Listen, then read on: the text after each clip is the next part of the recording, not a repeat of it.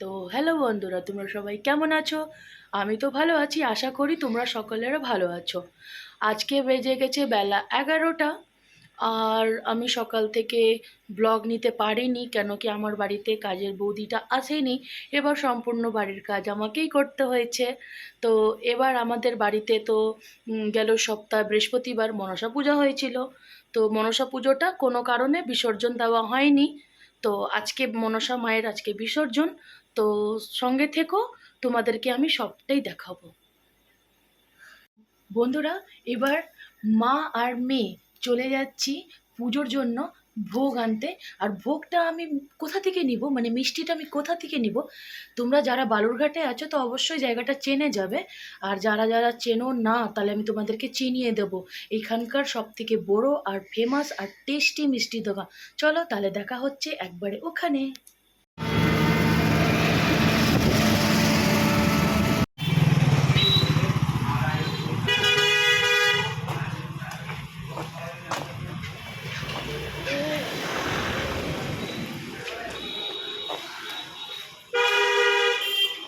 চল তো ঢুক।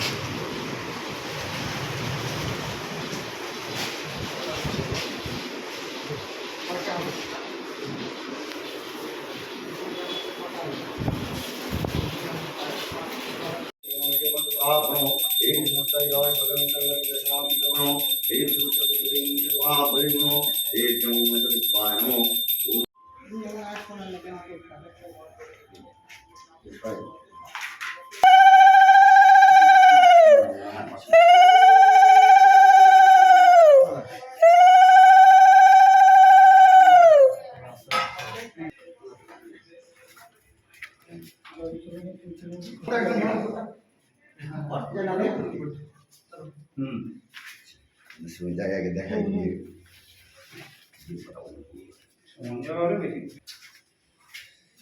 এই উপর থেকে নিচে নামানো, উপরে আবার নিচ থেকে উপরে উঠানো খুব মুশকিল। এই নামাই নাও, যদি অসুবিধা হয়।